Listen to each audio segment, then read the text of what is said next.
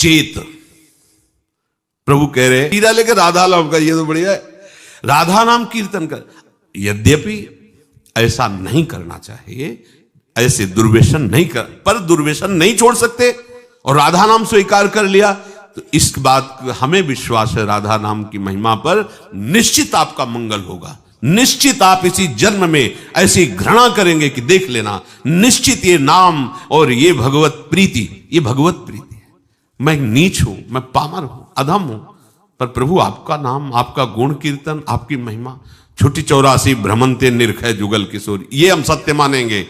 इस असत वृत्ति की सत्ता नहीं है और इसकी राधा नाम की चतुरासी जी की इसकी सत्ता है। इस असत वृत्ति की सत्ता नहीं है। ना सतो विद्यते भाव, ना भाव विद्यते सता। ये सत वृत्ति तुम्हारा परम मंगल कर देगी।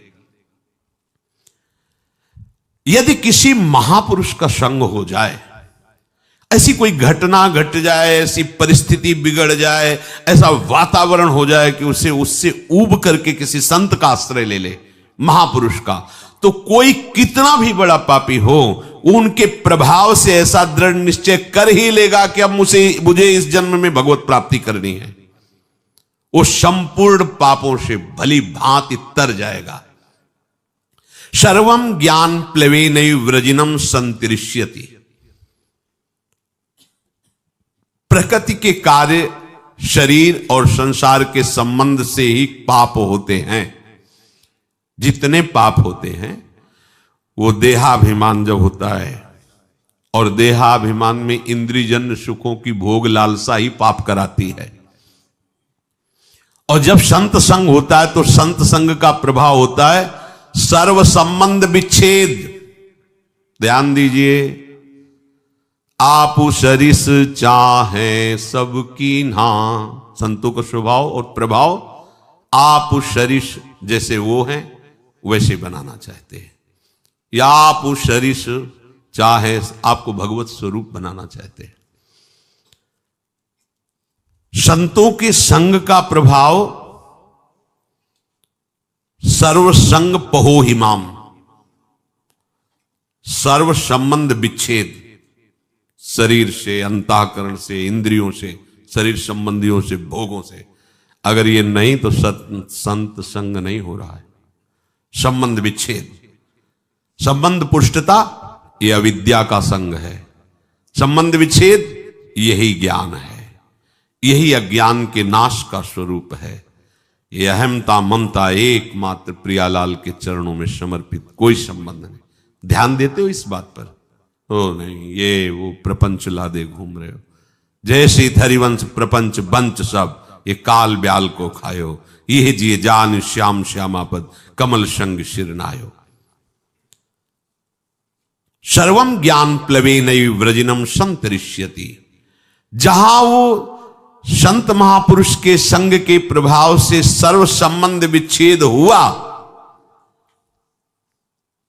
तो अब उसको तरना बाकी नहीं रह गया, तर गया। मूला भावे कुतः शाखा, जब मूल ही कट गया तो अब शाखा कहां टिकेगी? तो बोले मूल था शरीर, अंतःकरण और भोगों का संबंध, संत प्रभाव से वो हट गया। अब जो बचा वो भगवद आश्रय, भगवत प्रीति या स्वरूप बोध। यथैधांसि समिद्धोग्निर भस्मसात् कुरुते अर्जुन, ज्ञानाग्निः सर्वकर्माणि भस्मसात् कुरुते तथा।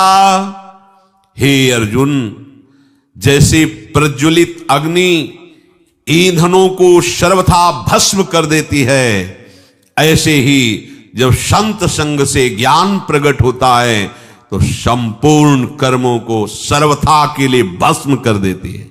ये बात भगवान के वचन।